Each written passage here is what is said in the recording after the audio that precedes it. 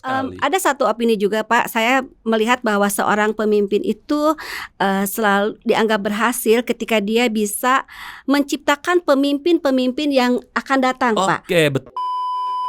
Ada atasan yang ditakutin, ada atasan yang direspek.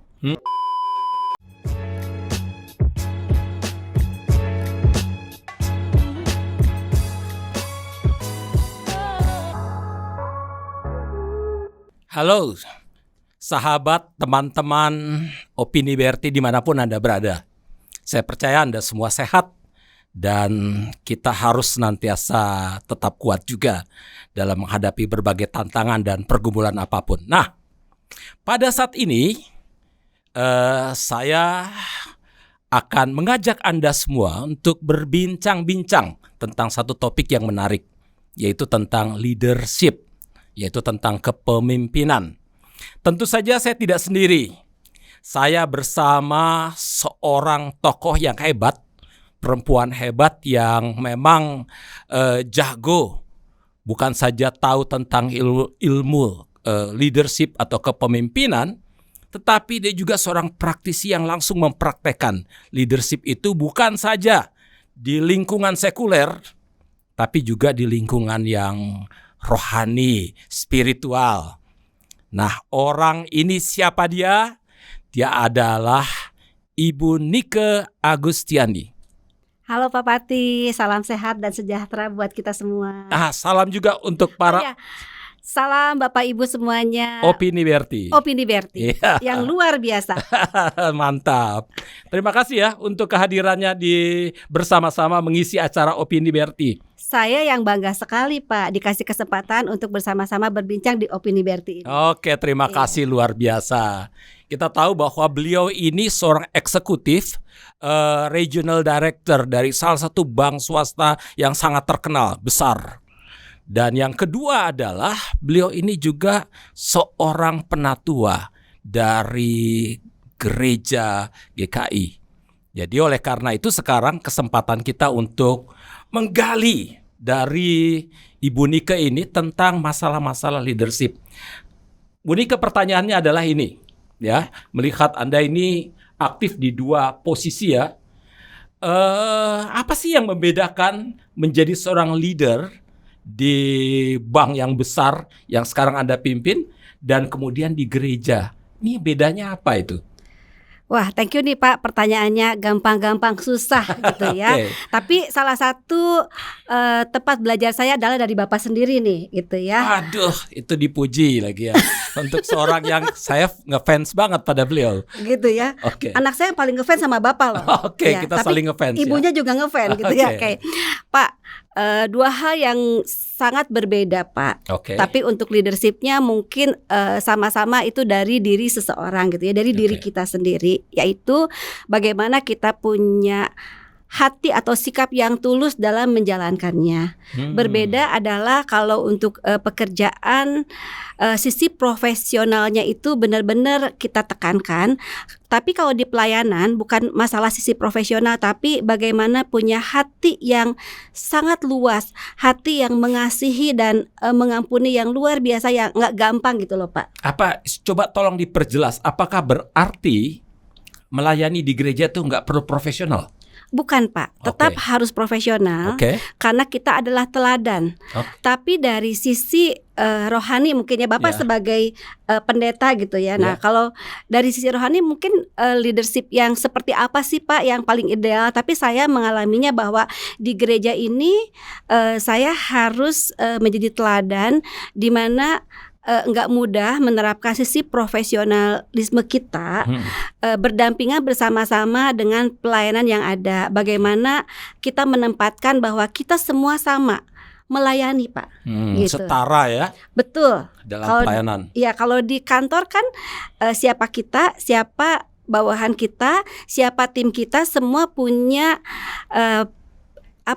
job desk yang jelas gitu loh Pak. Kalau di gereja walaupun ada job desk yang jelas, ketika ada yang tidak melakukan job desknya, kita kan nggak bisa marah Pak. Gitu. Kalau dari sisi Bapak sendiri, kalau dari sisi rohani atau dari Alkitab itu seperti apa sih Pak? Oh, malah balik bertanya ke saya ya? Kan di sini opini BRT, Pak. Oke. Kalau dari sisi kitab suci dalam pengertian begini, prinsip Kristen ya, yang namanya kepemimpinan kan sekali lagi sebetulnya satu kapasitas bagaimana memimpin orang untuk mencapai satu tujuan tertentu, ya. Dan di dalam konteks yang seperti itu, seorang pemimpin memang itu kadang-kadang dia harus di depan, ya, di depan dia menuntut, dia memberikan teladan, dia memberikan contoh yang baik, bagaimana memimpin yang baik. Tetapi kadang-kadang dia ada di tengah gitu ya. Dia yang menjadi jembatan karena dia harus berhadapan dengan begitu banyak orang yang punya berbagai misi, visi, kehendak, dan punya berbagai karakter. Dia harus jadi jembatan itu, menjembatani semua, sehingga dia harus selalu berada di tengah-tengah. Ya. Dan disitulah dia harus punya kemampuan untuk menyangkal diri, kira-kira. Setuju. Nah, dan yang terakhir ini yang lebih susah, itu yang tadi dikatakan. Dia harus ada di belakang gitu ya, di bawah ya. Artinya dia mendorong, dia memotivasi, dia melayani. Jadi seorang pemimpin sebetulnya yang terutama di dalam kehidupan bergereja, terutama pemimpin spiritual, dia harus betul-betul bisa punya kapasitas yang melayani, bukan kehendakku, tetapi kehendakmu. Mu itu di atas, bukan kehendak orang-orang yang ngikut dia, kan gitu ya. Jadi artinya begini, dia harus berupaya pertama supaya dia tidak jadi pengikut orang lain. Setuju. Dia harus berupaya kedua untuk orang lain bukan jadi pengikut dia. Ketiga, dia harus menuntun supaya semua bersama-sama jadi pengikut Tuhan. Amin. Nah, luar biasa. Jadi ada 3 hal ya, Pak. Ya. Di depan, di tengah sebagai jembatan, dan di belakang. Lalu bagaimana dia harus memimpin orang lain untuk melakukan bagiannya ya Pak ya. Betul sekali. Ada satu opini juga Pak, saya melihat bahwa seorang pemimpin itu selalu dianggap berhasil ketika dia bisa menciptakan pemimpin-pemimpin yang akan datang Pak. Oke, betul. Ya. Kaderisasi. Betul. Nah itu buat saya penting banget. Dan seorang pemimpin itu selain dia bisa menciptakan pemimpin-pemimpin yang akan datang, saya melihat bahwa seorang pemimpin itu harus memberi lebih banyak.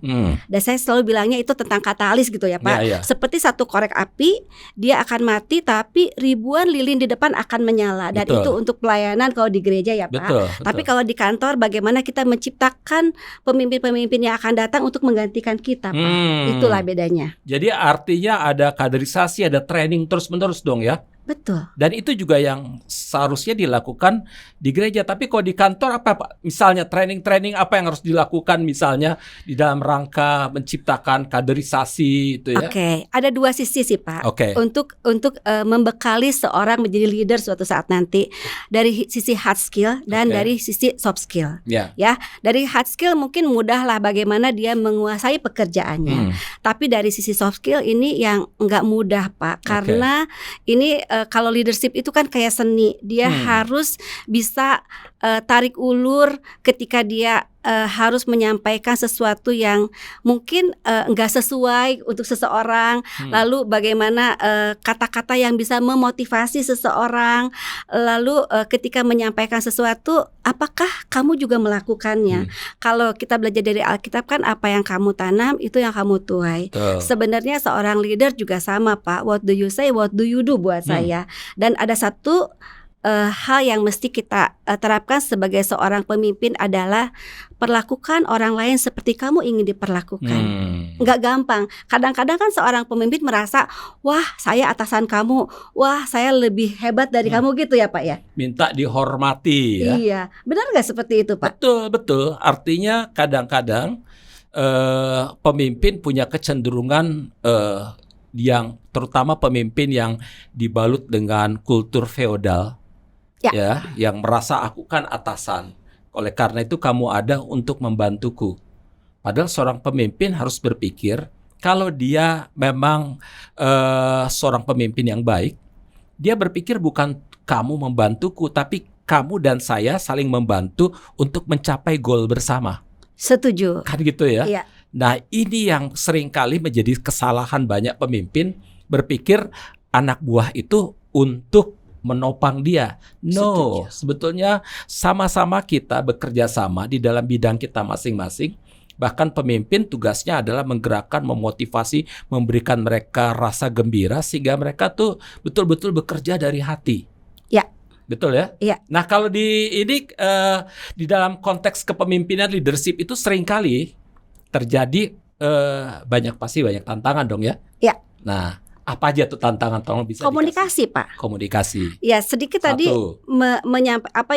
mensampaikan apa yang Bapak sampaikan, saya agree banget, Pak. Ya.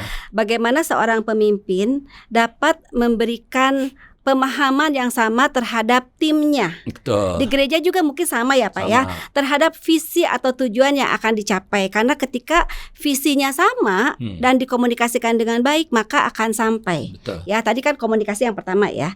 Yang kedua adalah bagaimana kita bisa memotivasi teman-teman kita, Pak, tim kita. Kalau ada baiknya sebagai leader itu kita tidak pernah menganggap mereka itu anak buah, tapi sebagai teman. Kalau teman tentunya ingin teman itu dapat yang terbaik. Kayak partner ya. Betul. Memotivasi di sini dalam artian kadang kita harus tahu juga latar belakang dari tim-tim kita, Pak.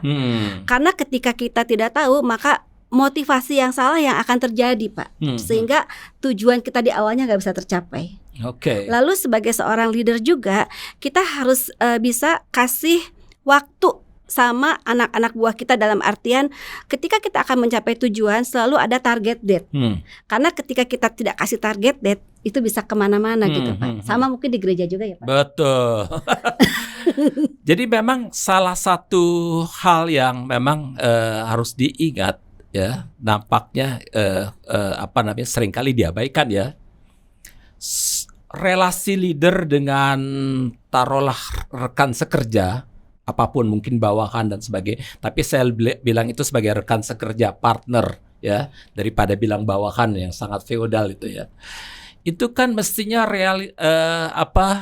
relasi yang lebih personal ya. Iya. Betul. Jadi bagaimana sebetulnya seorang leader dalam pengalaman Bu Nike nih ya, membangun relasi-relasi personal yang membuat mereka yang bekerja meskipun itu bawahan Anda ya, tetap merasa aduh ini saya berjumpa dengan bukan atasan saya, tetapi sahabat saya, bahkan ibu saya. Karena saya punya teman, begitu saya masuk dengan dia di kantornya, dia punya karyawan 6.000. Ya, 6.000 apa 8.000. Begitu saya datang ke dia di kantornya, itu karyawan-karyawannya itu panggil dia, ada yang Pak, ada yang Opa dan sebagainya, karena mereka merasa ini bapak kita, ini opa kita gitu. Jadi mereka merasa kedekatan yang luar biasa. Saya bilang, saya baru masuk saja, you belum bikin apa-apa, saya udah merasa luar biasa sekali Anda ini ya. Sehingga karyawan begitu banyak ini langsung Pak atau Pak kan gitu ya. Mereka merasa tenang iya, karena mereka seperti anak-anak saya kan gitu. Nah, yang saya belum sempat nanya, saya mau tanya pada Bu Nike nih, kiat-kiat apa sih yang mesti dilakukan di dalam rangka membangun relationship gitu ya dengan para rekan sekerja gitu ya. Oke, Pak. Pengalaman saya untuk menjawab pertanyaan Bapak yang sangat menarik itu ya, Pak ya, mungkin bisa jadi satu kesimpulan bahwa yang saya lakukan ini mungkin belum baik semua, tapi bisa membantu kita punya relasi yang lebih baik ya. Ada atasan yang ditakutin, ada atasan yang direspek. Saya punya pengalaman gini, Pak. Salah satu anak buah jadi saya. Ada atasan yang ditakutin. Sehingga karyawan itu bekerja karena ada pengawasan, takut dipecat. Tapi ada karyawan yang direspek, dia lakukan itu karena cinta. Kira-kira gitu. Gimana? Silakan. Yang kedua ini mungkin yang harus kita tumbuhkan ya, Pak ya. Gitu ya. Saya pernah punya pengalaman, satu anak buah saya bilang begini, Pak. Saya lebih takut sama Bu Nike, lebih respect sama Bu Nike yang gak pernah marah dibandingin atasan yang satu lagi yang marah-marah terus. Kenapa? Nggak tahu, Bu. Saya bilang gitu ya. Di situ saya belajar, Pak. Tadi Bapak kan membangun relasi gitu ya. Tadi di awal saya bilang bahwa bagaimana kita menganggap tim kita anak buah kita, peer kita itu sebagai teman. Saya tidak bedakan betapa perlunya kita mengetahui latar belakang seseorang, sehingga kita tidak salah mengerti akan orang itu. Wah, banyak sekali karyawan kita, bagaimana caranya? Itu nggak gampang tapi nggak susah juga. Kalau di kantor mungkin ngomongin tentang KYI, Pak. Bagaimana kita apa itu supaya KYI yang itu lain pada dengar? Your ex karya employee kita. Bagaimana kita mengetahui dan mengenal karyawan kita, ya. Misalnya contoh ya Pak, sebenarnya nggak berani nih saya contohin ini. Pak Pati itu tim saya misalnya ya Pak ya. Kali ini di Opini Berti saya berani nih menganggap Pak Pati itu tim saya ya. Saya tahu Bapak itu kesukaannya warna hitam. Ya, saya tahu Bapak itu. Untung kali ini ada hitamnya. Gitu ya. Makanya saya pakai baju hitam Pak. Ya. Saya tahu Bapak itu senang minum kopi. Gitu ya. Saya tahu istri Bapak itu orang Sumatera ya Pak. Ya, dan sebagainya. Itu ngomongin tentang bagaimana saya berusaha mengenal Bapak dengan lebih baik. Karena dengan saya mengenal tim saya, maka saya bisa secara spesial memperlakukan orang itu Pak. Apalagi kalau misalnya kita bisa tahu karyawan itu ulang tahunnya kapan, ulang tahun pernikahannya kapan, anaknya kapan ulang tahun. Nggak usah memberi Pak, dengan ucapan aja mereka akan senang sekali. Dan itu yang menjadikan kita punya relationship yang baik dengan. Ada personal touch ya. Setuju Pak. Ini luar biasa sekali. Ini yang sering kali menurut saya. Setuju nggak nih? Menurut saya ini yang seringkali menjadi kendala bagi para leader dimanapun, karena pertemuan leader dengan taruhlah rekan sekerjanya, yang atau kita sebut karyawan-karyawannya atau segala macam itu, seringkali bentuknya antara para pekerja. Ya, betul-betul kaku. Kalau ngomong juga cuma soal pekerjaan, membosankan sekali kan. Atau ketika ngomong cuma siap marah-marah, ngomel-ngomel, ini kenapa dan sebagainya. Karena semuanya kayaknya lagi stres, karena keinginan untuk mencapai sesuatu. Sehingga memang karyawan juga melakukan segala sesuatu dalam posisi ketakutan tadi ya. Dan nampaknya dari yang dikatakan oleh Bu Nike tadi, ini leadership itu betul-betul mesti sanggup untuk membangun komunikasi dan relasi yang lebih personal, sehingga orang juga merasa dimanusiakan ya. Esteem. Oke. Betul ya. Setuju Pak. Setuju banget ya. Iya. Nah kalau begitu sekarang saya mau tanya lagi nih. Iya Pak. Selagi ketemu dengan profesional yang hebat ini ya, kita kan sama-sama belajar lah Pak. Gimana dengan Pak? beliau. Nah, pertanyaannya adalah kalau seandainya seorang pemimpin seringkali mendapatkan persoalan-persoalan dan tantangan-tantangan yang dihadapi ya di tengah-tengah situasi-situasi yang luar biasa, atau terutama adalah tantangan itu bisa berupa orang-orang yang memang punya kendala di dalam etos kerjanya. Ini menarik sekali Pak pertanyaannya. Nah, apa yang mesti dilakukan? Jadi Pak, saya selalu bilang bahwa dalam hidup tantangan selalu ada. Bagaimana sikap kita merespon tantangan tersebut? Itu jadi kendala atau jadi sesuatu yang menantang untuk bisa kita lewati Pak. Ya, ngomongin etos kerja dan sebagainya memang nggak mudah Pak ya. Tapi di sini tadi yang saya bilang dari awal bahwa komunikasi, lalu kita juga berusaha tahu latar belakang seseorang dan mengajarkan kepada mereka respon kita terhadap menghadapi apapun. Ketika orang sudah beres dengan dirinya sendiri, maka setiap masalah atau tantangan yang akan datang itu akan dianggap bahwa itu adalah sesuatu yang tidak berlebihan dan pasti ada jalan keluarnya. Kan Tuhan juga bilang kan bahwa serahkan semua beban itu kepadaku. Dan kita percaya bahwa di dalam perjalanan kita tuh ditempa untuk bisa lebih baik dengan menghadapi tantangan-tantangan tersebut, Pak. Begitu opini saya. Kalau gitu saya mau tanya satu pertanyaan paling akhir. Gimana Pak? Mudah-mudahan saya bisa jawab ya Pak. Pasti bisa. Saya yakin sekali. Karena Gimana, begini, ini pertanyaan ini penting sekali bagi saya untuk para leader juga. atau mereka yang bercita-cita ingin semua sebetulnya kita leader semua. Paling tidak leader terhadap diri kita sendiri ya.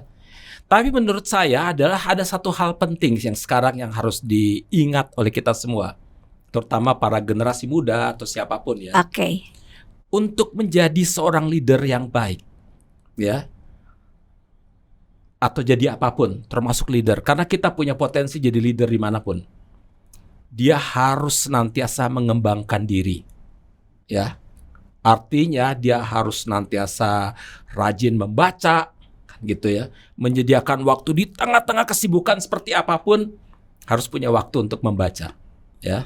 Dan saya selalu menyediakan waktu satu hari bisa 4-5 jam membaca, ya. Betapapun saya ngantuk, saya akan paksa. Kalau belum membaca sebanyak itu, saya belum stop. Sampai kemudian saya tidur udah benar-benar sudah sangat letih. Nah, sekarang pertanyaannya apakah yang pertama adalah apakah Bu Nike setuju? Kedua, bagaimana Bu Nike menyediakan waktu yang begitu sibuk itu untuk mengembangkan diri? Monggo. Oke ya, Pak. Membaca adalah proses dari belajar ya Pak ya. Betul. Buat saya sampai seusia ini dengan posisi saya, belajar itu tidak berhenti Pak. Tetap saya juga masih belajar. Yeah. Selain membaca, buat saya ketika saya bertemu dengan Bapak hari ini, saya bertemu dengan teman-teman pelayanan di gereja dan dengan tim saya di kantor, itu adalah proses belajar. Proses belajar. Di mana saya bertemu dengan orang-orang baru dengan segala kelebihan dan kekurangan mereka. Dan ketika saya membaca, jadi saya setuju di mana semua orang itu tetap harus mau belajar, ya. Dan sebenarnya kalau sebagai seorang Kristiani Pak, satu hal yang saya pelajari adalah tentang ketaatan. Tadi Bapak bilang membaca, ketaatan ketika pagi-pagi kita harus renungan dulu, ya, saat teduh dulu, itu akan menghantar kita kepada hari yang membuat kita bisa lebih positif. Lalu di akhir nanti pas kita selesai dengan harinya kita juga datang lagi menghadap Tuhan kita. Ya itu bagian dari saya belajar tentang ketaatan. Mungkin bagian juga dari ketaatan itu menurut saya bagian dari integriti seseorang melakukan semua itu gitu loh Pak. Jadi saya setuju banget dengan tadi Bapak mungkin refleksinya dengan belajar.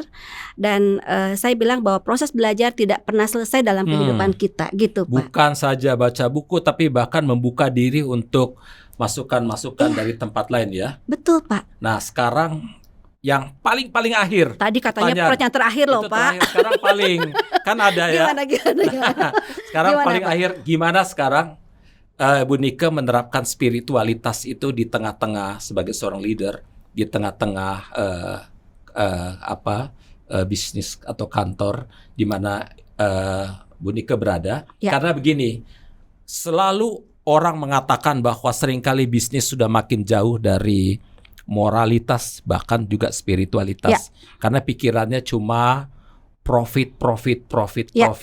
Jadi nggak berpikir tentang benefit bagi masyarakat apalagi bagi kemuliaan Tuhan. Setuju. No way. Nah sekarang bagaimana Bu Nike di tengah-tengah situasi yang orang mengatakan biasanya apalagi bank ya ini pikirannya profit bukan benefit, bukan juga berpikir tentang kemuliaan Tuhan. Gimana Bu Nike ini? Ya, yang di tengah-tengah sebagai seorang penatua, seorang Kristiani yang saya tahu taat banget, tapi menerapkannya di tengah-tengah situasi kantor yang boleh dibilang dalam tanda kutip sekuler itu. Setuju Pak. Ini benar-benar paling akhir nih. Iya, oke Pak ya.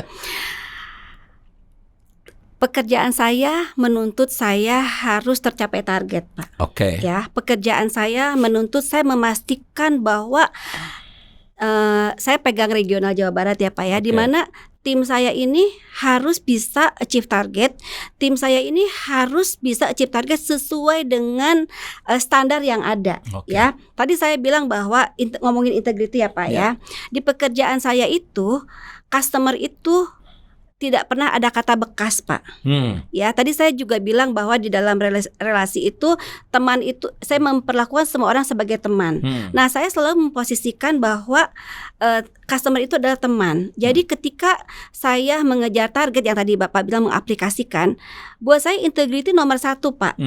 Kenapa? Karena apa yang saya tanam itu yang akan saya tuai. Ketika saya menanam badai, maka saya akan menuai badai.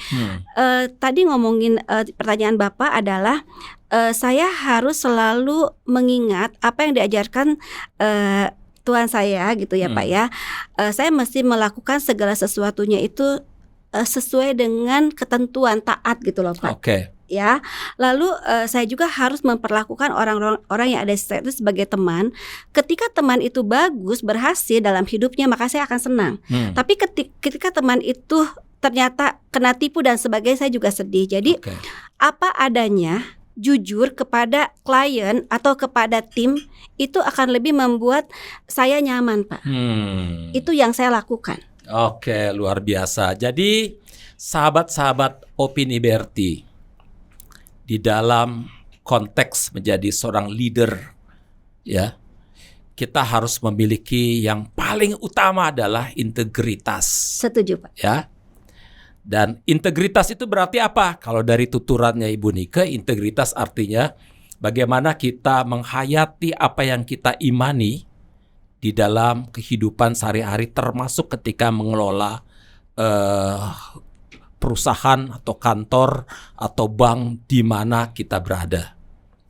Integritas adalah berarti satunya kata-kata dan keyakinan dengan sikap hidup dan perbuatan. Setuju, Pak. Terima kasih untuk perhatian Anda semua dalam Opini BRT. Dalam pertemuan saya dengan seorang tokoh yang luar biasa, Ibu Nike yang hebat ini. Semoga percakapan kami boleh mendatangkan berkat bagi Anda semua. Terima kasih Bu Nike. Terima kasih Pak Berti. Tuhan berkati ya. Terima kasih Bapak Ibu, terima kasih semuanya. Semoga apa yang disampaikan saat ini bisa menjadi berkat buat kita semua.